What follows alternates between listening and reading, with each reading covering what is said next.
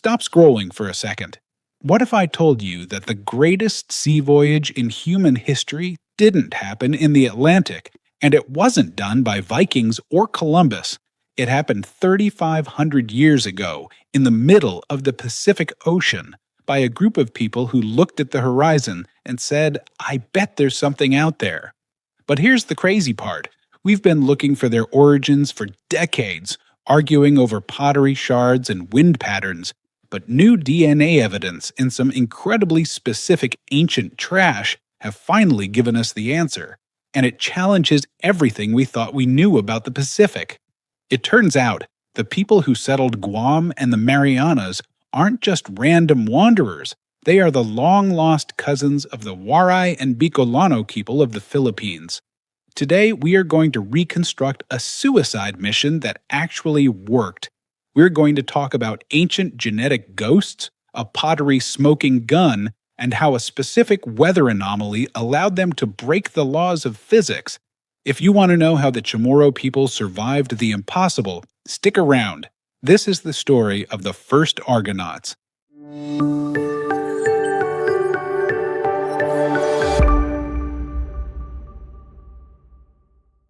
Okay, look at this map. This is the Polynesian Triangle. Hawaii, New Zealand, Easter Island.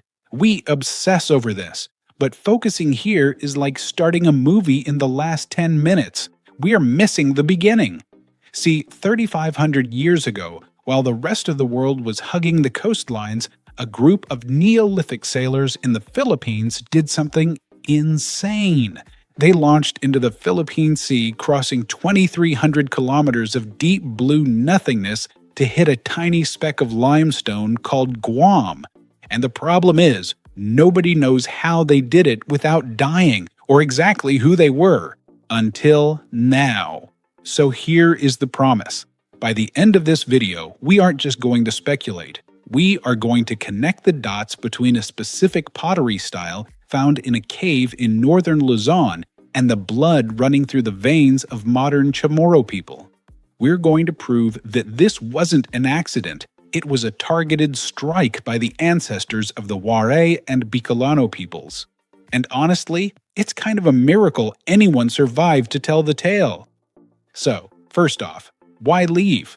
Dan Harmon talks about the need in a story. The need here is simple: stress. Back in 2000 BC, the Philippines was like the nursery of the Pacific. It was getting crowded. You had all these groups moving down from Taiwan, competing for the best reefs, the best rice paddies. And in Austronesian culture, if you aren't the firstborn son, you don't get the land. You get nothing, unless you find your own island. So the horizon wasn't just scenery, it was the only way to move up in the world. But wanting to leave and actually leaving are two different things. You need the go. And their go was this, the single outrigger canoe with a crab claw sail. This isn't a raft. This is the Ferrari of the Neolithic world. It had this asymmetrical hull that created lift, literally like an airplane wing underwater, allowing them to sail into the wind. While Europeans were basically drifting downwind, these guys were tacking against the trades. This tech is what turned the ocean from a barrier into a highway. But here's the catch. The trade winds in the Marianas blow from east to west, like hard. If you launch from the Philippines, you are sailing directly into a wind tunnel. Mathematically, it shouldn't work. You'd run out of water before you got halfway there. So for years, archaeologists were like, maybe they drifted from Indonesia, but the math didn't add up. They needed a window, a secret door. Therefore, they didn't sail during normal times. They waited for the monster, the El Niño Southern Oscillation. Every few years, the trade winds die, and you get these massive westerly wind bursts blowing toward the Pacific. It's dangerous, sure, it's stormy, but it's a tailwind. The ancestors of the Waray and Bicolano likely knew the rhythm of the climate. They saw the signs and said, now. They surfed a climate anomaly to find a new world. Okay, quick pause. Imagine you're standing on a beach in Samar 3,500 years ago. No GPS, no map, just a wooden boat and a hunch that maybe there's an island 2,000 kilometers away. Would you get in the boat? I honestly don't think I would. Drop a comment below. Would you be part of the founder's crew or would you stay on the beach? Let me know. Anyway, back to the ocean. So they launch, and this is where the tension really kicks in. This voyage was so brutal that they lost their luggage. We know that Austronesians usually traveled with the triad: pigs, dogs, and chickens. But in the earliest archaeological layers of Guam, none of them, zero. They either died of thirst on the way or the canoes were too small to carry them. They arrived on a desert island with no protein. So, what did they do? They looked up. They saw the fanihi, the fruit bat, and they adapted. They became the only Austronesians to make bats as staple food. That's survival. But how do we know it was them? Pottery, specifically Mariana's redware. For the longest time, this stuff was a puzzle. It didn't look like the Lapita pottery in the south. But then archaeologists started digging at the Nagsabaran site in northern Luzon, and boom! The pottery is virtually identical. The same red slip, the same stamped circles filled with white lime. It's like finding a distinctively shaped Coca-Cola bottle on Mars. You know exactly where it came from. But here's the cool detail that proves they stayed. The Nagsabaran pottery in the Philippines used volcanic sand for temper, the grit that holds clay together. But Guam is largely limestone. So, when these potters arrived, they didn't just import pots, they brought the knowledge. They switched to using crushed coral sand.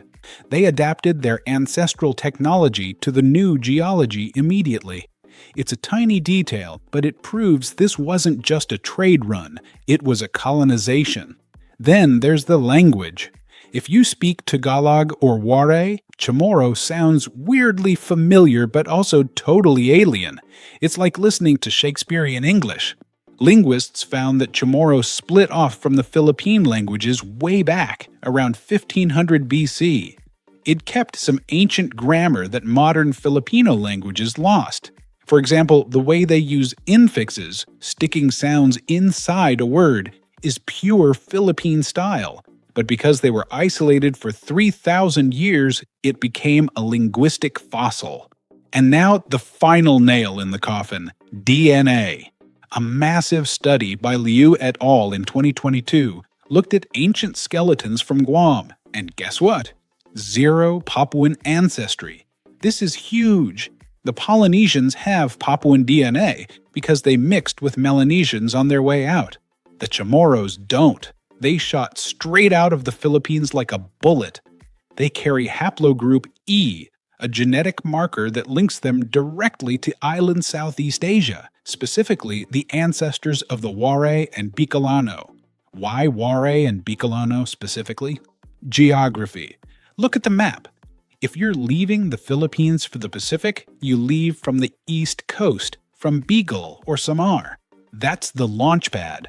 The people living there 3,500 years ago were the ancestors of today's Waray people. One group stayed and became the Waray, the other group got in the boats and became the Chamorro. They are literally cousins, separated by time and ocean. And here's one last thing that blows my mind. Rice. Ancient Chamorros grew rice. Nobody else in the remote Pacific did. Not the Hawaiians, not the Tahitians. They all lost rice because it's hard to transport, but the Chamorros kept it. This proves they maintained a cultural memory of the Philippine rice terraces, or maybe they even managed to bring viable seeds across 2,000 kilometers of salt spray.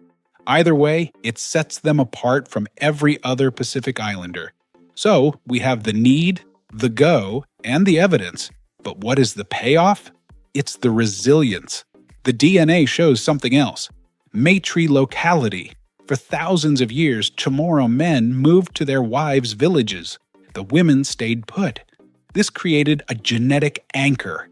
Even when the Spanish came and wars happened, The female lineage, that direct link to the Waray ancestors, survived.